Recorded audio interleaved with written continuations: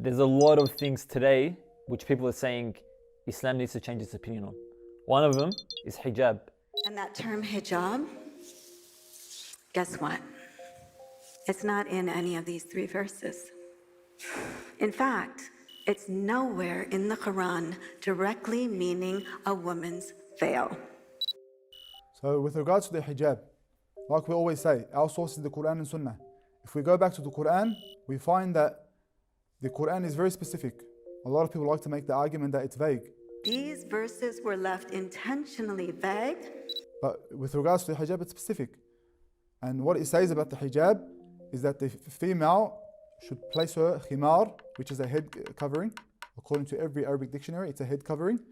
And initially the Arabs at that time, they would allow the tail of that scarf, that khimar, the head covering, to go onto their back, and they would leave their chest exposed. So the Quran says to take this khimar, this head covering, and also use it to cover the chest. So based upon this verse, we understand that the head must be covered and the chest must be covered. This part of the body must be covered. This is what's referred to as hijab. Although the term hijab itself wasn't used in this verse, it's come to be known as hijab. People might say that the hijab is attached to modesty, and modesty is understood differently today than it was then. That was the cultural norm then, and now it's a different cultural norm now.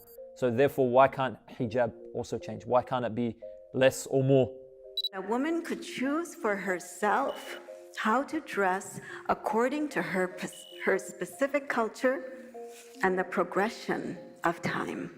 Obviously, we understand that the reason for this is modesty, that the female should be modest.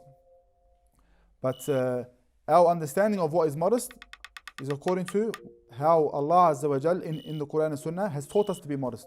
On the other hand, if we say that all we have to do as Muslims is be modest, and the way we understand this modesty is based upon our culture or based upon society, what is socially accepted. If we say this, really what we're saying is everything is allowed, because certain societies say culturally that the female should cover their whole body. And in other societies, on the other side of the spectrum, they say that the female can almost uncover her entire body, besides a few small areas.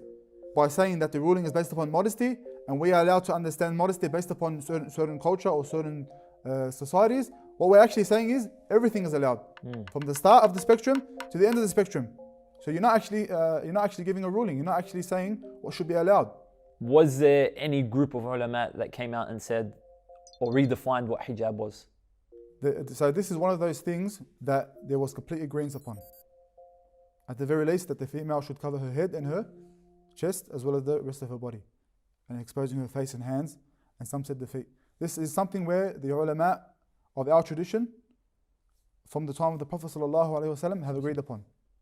So it's actually quite bemusing that we have certain people in our times who come along and say that all of these ulama got it wrong. Is that something which is realistic? Thousands upon thousands of ulama, experts, have got it wrong, and now just by sheer coincidence, few Muslims have come along and said, now I've got the correct understanding. While every single other scholar, hundreds of thousands of scholars, got it wrong.